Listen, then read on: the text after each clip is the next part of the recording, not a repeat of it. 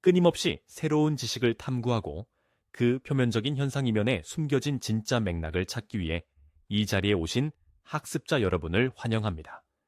오늘 우리는 단순한 요약이나 겉핥기식 정보 전달을 넘어설 겁니다. 여러분이 일상에서 아하하고 무릎을 칠 수 있는 깊이 있는 통찰을 향해 나아갈 텐데요. 오늘 우리가 다룰 출처 자료는 바로 반번 득산 귀엔의 발췌본입니다. 흔히 스포츠 기사라고 하면 경기 결과나 득점 장면 혹은 화려한 개인기를 먼저 떠올리실 겁니다. 누가 이겼는지, 골은 누가 넣었는지 같은 이야기 말입니다. 하지만 오늘 이 자료가 우리에게 보여주는 세계는 조금 다릅니다. 이 자료는 푸른 그라운드 위에서 벌어지는 아주 치밀한 인지적 심리전, 그리고 단 한 명의 개인이 거대한 경제 시스템에 미치는 막대한 파급력에 대한 놀라운 보고서에 가깝습니다. 파급력 말입니다. 이 내용을 한번 제대로 파헤쳐보죠. 오늘 자료는 스포츠라는 렌즈를 통해 인간의 뇌가 어떻게 압박에 반응하는지, 그리고 이 거대한 자본주의 시스템이 자신의 핵심 자산을 어떻게 보호하는지를 아주 투명하게 보여주고 있습니다. 흔히 축구장이라고 하면 가장 빠르고 힘센 사람이 지배하는 물리적인 공간이라고 생각하기 쉽습니다. 보통 그렇게 생각하곤 하죠. 하지만 오늘 분석을 따라가다 보면 사실 그곳은 보이지 않는 심리적 지배와 천문학적인 자본의 논리가 작동하는 거대한 체스판이라는 걸 알게 되실 겁니다. 맞습니다. 체스판이죠.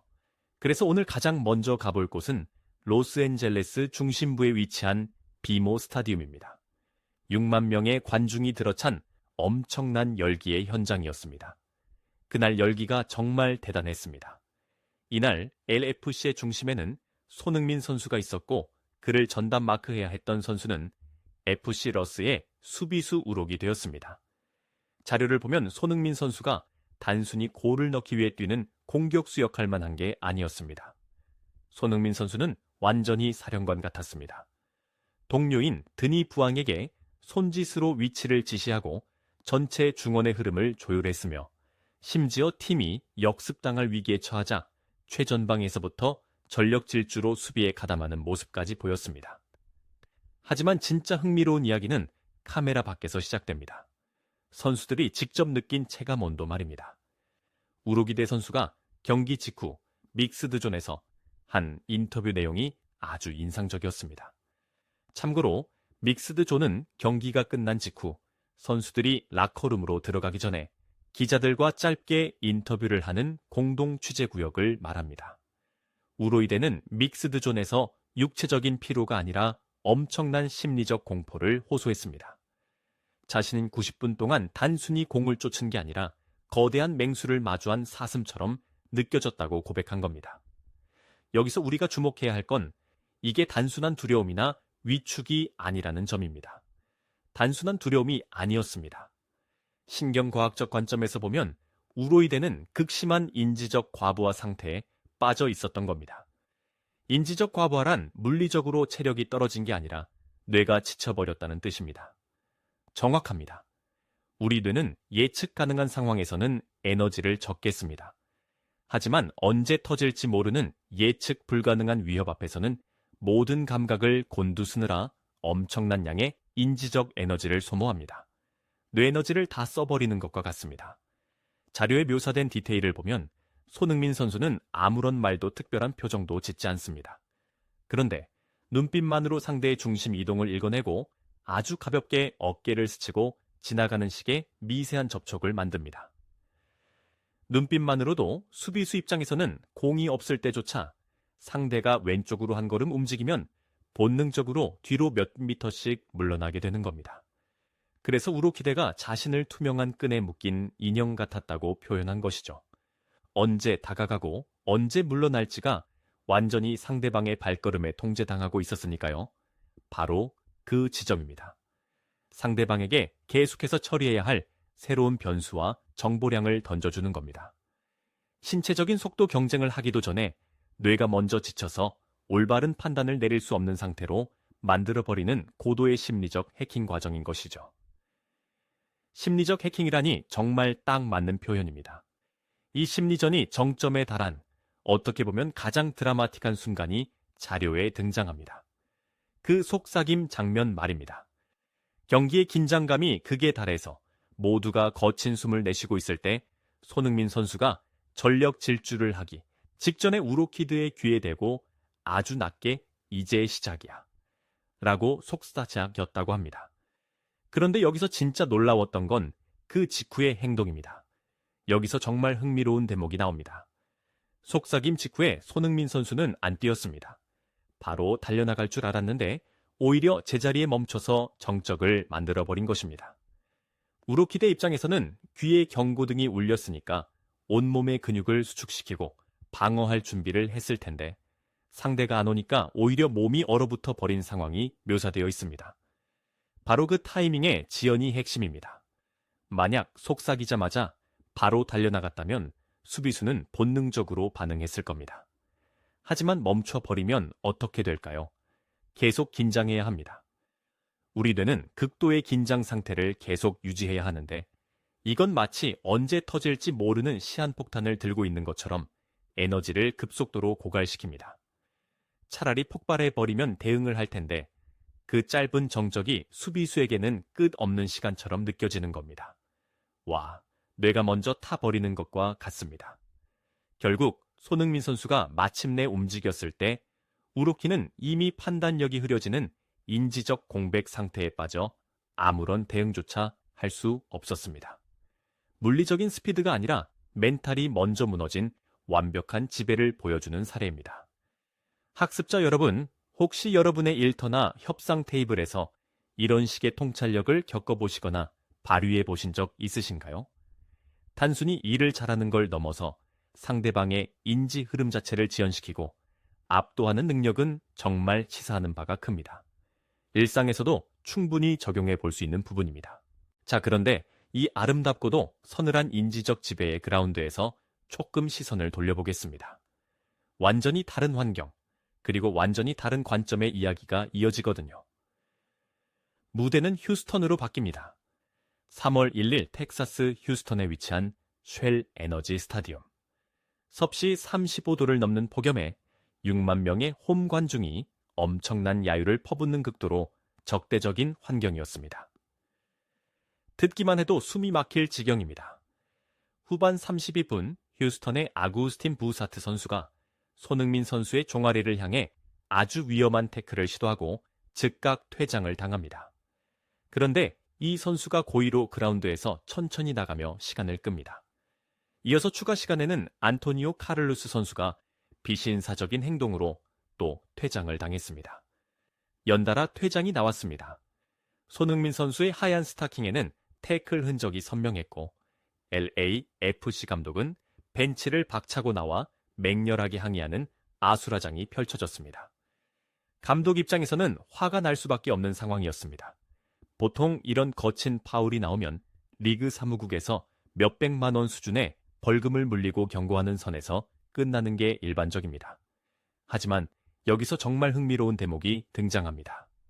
3월 4일 메이저리그 사커, 즉 MLS 사무국이 발표한 징계 내용은 평소 수준을 아득히 뛰어넘었습니다.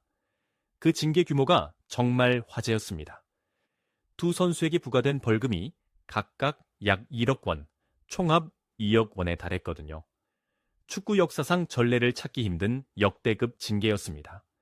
대체 MLS는 왜 이렇게 이례적인 조치를 가한 걸까요? 이걸 좀 더 큰 그림과 연결해 본다면 그 이유가 명확해집니다. 이 1억 원이라는 벌금표 뒤에는 스포츠맨십을 넘어서는 차가운 자본주의 시장의 논리가 자리 잡고 있는 겁니다. 자본주의 시장의 논리라고요?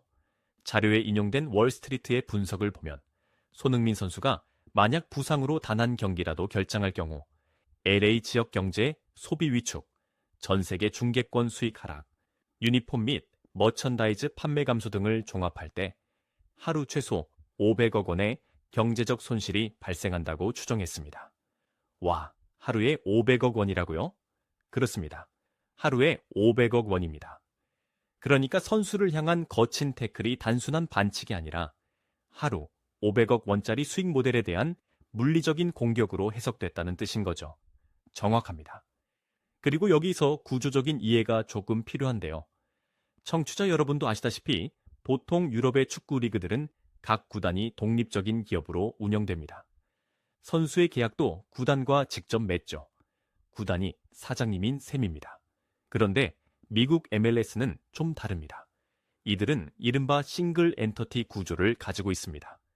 즉, 리그 전체가 하나의 거대한 주식회사처럼 움직이고 선수들의 계약도 개별 구단이 아니라 리그 사무국과 직접 맺는 형태입니다. 그러니까 손흥민 선수라는 엄청난 가치를 지닌 자산에 진짜 주인은 개별 구단인 LAFC를 넘어서 MLS라는 리그 자체인 것입니다. 리그 자체가 주인인 거죠. 맞습니다. 그러니까 휴스턴 선수들의 거친 플레이는 단순히 상대팀 에이스의 발목을 걷어찬 게 아닙니다. MLS라는 거대한 기업의 가장 핵심적인 기업 자산을 훼손할 뻔한 중대한 리스크였던 것이죠. 그렇게 보니까 스케일이 확 달라집니다. 마치 글로벌 IT 기업의 메인 서버에 누군가 물리적인 타격을 가하려고 한 것과 같은 비상 상황입니다. 리그 관계자들이 긴급 회의를 열고 그에게 가해지는 위협은 리그의 미래와 직결된 문제라고 발언한 것도 바로 이런 맥락입니다. 메인 서버에 대한 공격, 정말 확 와닿는 비유입니다. 결국 이 역대급 벌금은 선수 개인에 대한 도덕적 질책이라기보다는 리그 전체의 생존을 책임지는 시스템의 핵심 자산을 보호하기 위한 아주 단호하고 즉각적인 비즈니스적 조치였던 셈입니다. 경제적 관점으로 보니 이례적인 징계가 단번에 이해됩니다. 그런데 이렇게 어마어마한 징계가 발표되고 나니 당연히 축구계 내부에서 뜨거운 논쟁에 불붙었습니다. 의견이 확 갈렸습니다. 저희는 어느 한쪽의 편을 들지 않고 출처 자료에 나타난 양측의 입장을 객관적으로 전달해 드리겠습니다. 우선 징계를 받은 휴스턴의 벤슨 감독은 강한 불만을 표출했습니다. 벤슨 감독은 퇴장 판정 자체가 지나치게 과했다고 주장했습니다. 접촉이 가벼웠는데 손흥민 선수의 반응이 과장되었다며 일부러 파울을 얻어내려는 과장된 몸짓을 뜻하는 이른바 할리우드 액션이라는 표현까지 써가며 판정의 의문을 제기한 것입니다. 상당히 강한 표현을 썼습니다. 반면에 LAFC의 도스 산토스 감독은 즉각 반박했습니다. 선수의 다리에 남은 선명한 상처 자국을 똑똑히 보면서도 과장이라고 말할 수 있느냐면서 분노했습니다. 이런 현장 감독들의 팽팽한 대립은 어떻게 해석해야 할까요? 현장 감독들 입장에서는 너무나 자연스러운 반응입니다. 벤슨 감독은 홈 관중들의 여론을 달래고 자기 팀 선수들의 사기를 보호하기 위해 징계의 정당성에 방어막을 쳐야 했을 겁니다. 자기 팀을 감싸야 하는 입장이니까요. 반대로 도스 산토스 감독은 팀의 가장 중요한 전력을 잃을 뻔한 상황이었으니 강하게 목소리를 내는 게 당연했습니다. 그런데 흥미로운 건 이 논란이 이 두 사람 사이에서 끝나지 않고 전 세계적인 축구 레전드들이 참전하면서 판이 훨씬 커졌다는 겁니다. 자료에 보면 티에리 앙리와 지네딘 지단 같은 전설적인 인물들의 발언이 나옵니다. 정말 무게감 있는 인물들이었죠. 맞습니다. 앙리는 아주 단호하게 말합니다. 매 경기 저렇게 성실하게 뛰는 선수에게 할리우드 액션이라는 단어를 쓰는 것 자체가 엄청난 모욕이다. 성실함을 모욕했다는 것이죠.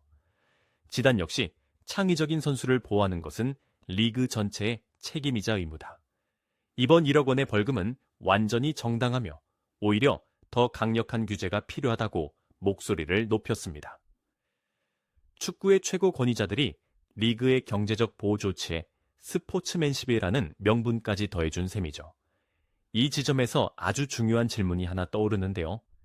정작 이 거대한 논란과 500억 원이라는 경제적 가치의 중심에 있던 당사자 손흥민 선수는 이 상황에 어떻게 대처했을까요?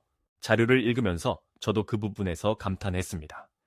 극심한 징계 논란이 오가고 상대 감독의 공개적인 비난이 쏟아지는 와중에도 정작 본인은 믿을 수 없을 만큼 덤덤했습니다. 덤덤했다고 합니다. 내부 관계자에 따르면 그는 징계 소식을 듣고도 축구는 원래 몸이 부딪히는 거친 경기다. 크게 신경 쓸 일 없다며 대수롭지 않게 넘겼다고 합니다. 정말 대인배적인 면모입니다. 심지어 자신에게 태클을 했던 선수들이 이번 일을 계기로 더 성숙하게 경기를 풀어가길 바란다는 입장까지 밝혔습니다. 그 살벌한 압박과 견제 속에서도 그는 묵묵히 어시스트를 기록하며 팀을 승리로 이끌었습니다. 우리가 배울 수 있는 진정한 인류의 품격이 바로 여기에 있습니다. 우리 뇌는 외부에서 부당한 공격을 받거나 강한 자극이 오면 본능적으로 감정적인 반응을 보이기 쉽습니다. 방어 기제가 작동하기 때문입니다. 화를 내거나 억울해하는 게 일반적이죠. 하지만 손흥민 선수는 철저하게 자신이 통제할 수 있는 것, 즉 그라운드 위에서의 자신의 퍼포먼스에만 에너지를 집중했습니다. 외부의 소음에 인지적 에너지를 낭비하지 않는 완벽한 평정심을 유지한 것입니다. 이 점은 첫 번째 이야기와도 연결됩니다. 맞습니다. 첫 번째 부분에서 상대방의 인지 능력을 흔들어 놓던 선수가 정작 본인은 어떤 외부의 흔들림에도 자신의 인지적 통제력을 잃지 않는다는 게 참 아이러니하면서도 대단합니다. 재밌는 건 당사자는 이토록 의연한데 정작 리그 사무국은 그를 잃을까봐 특별 경호팀 가동까지 검토했다는 사실입니다. 그야말로 500억 원짜리 자본주의 생태계 위를 걷는 초월자의 모습과 같습니다. 학습자 여러분도 각자의 삶이나 비즈니스 현장에서 치열한 경쟁 혹은 억울한 오해를 마주하실 때가 있을 겁니다. 누구나 그런 순간이 올 수 있습니다. 이때 모든 외부의 자극에 반응하기보다 자신이 당장 통제할 수 있는 본질에 집중하는 이 태도는 꼭 한번 적용해 볼 만한 통찰이 아닌가 싶습니다. 자, 그럼 이 모든 게 대체 우리에게 어떤 의미가 있을까요? 오늘 이야기를 잘 종합해 보겠습니다. 오늘 우리는 하나의 출처 자료를 통해 두 가지 굵직한 심층 분석을 해보았습니다. 첫 번째는 상대방의 뇌에 과부하를 일으켜인지 능력을 마비시키는 그라운드 위 정교한 심리 통제력이었습니다. 신체적 능력을 뛰어넘는 보이지 않는 지배력의 원리를 살펴봤고요. 두 번째는 그 개인이 가진 가치가 너무 커졌을 때 시스템이 어떻게 하루 500억 원의 손실을 막기 위해 전례 없는 벌금과 보호 조치라는 경제적 방어벽을 치는지를 보았습니다. 아주 완벽한 요약입니다. 지식의 최전선에서 뛰고 계신 여러분도 여러분의 조직 내에서 이런 눈에 보이지 않는 심리적 통제력을 어떻게 활용할 것인지, 그리고 스스로의 경제적 가치를 어떻게 시스템의 핵심 자산으로 포지셔닝할 것인지 생각해 볼 수 있는 힌트가 되었기를 바랍니다. 오늘 자료의 맥락을 우리 사회 구조로 좀 더 확장해 본다면 청취자 여러분께 마지막으로 이런 도발적인 질문을 하나 던져보고 싶습니다. 만약 단 한 명의 개인이 만들어내는 가치가 너무나 거대해져서 리그 전체의 규정과 경제 정책마저 오직 그 한 사람을 보호하기 위해 재편되어야 한다면 우리는 과연 이걸 여전히 전통적인 의미의 팀 스포츠라고 부를 수 있을까요? 팀 스포츠가 맞는지에 대한 근본적인 의문이 듭니다. 아니면 11명이 뛰는 그라운드 위에 사실은 걸어다니는 거대한 경제 생태계, 그 자체가 홀로 뛰고 있다고 봐야 할까요? 그리고 여러분이 속한 조직에서는 지금 누가 혹은 어떤 팀이 이런 보이지 않는 거대한 생태계를 만들어내고 있습니까? 팀 스포츠의 본질 자체를 다시 생각해보게 만드는 묵직한 질문입니다. 여러분이 속한 조직을 움직이는 생태계는 과연 누구인지, 혹은 여러분 스스로가 그런 대체 불가능한 자산이 될 수 있을지 한 번쯤 깊게 고민해 보시는 시간이 되었으면 좋겠습니다. 꼭 한번 각자의 상황에 대입해 보시길 바랍니다. 배움에 대한 여러분의 쉽지 않은 열정을 늘 응원합니다. 다음 시간에도 표면적인 현상 뒤에 숨겨진 흥미롭고 깊이 있는 통찰을 들고 찾아오겠습니다. 오늘 심층 분석에 함께해 주셔서 감사합니다.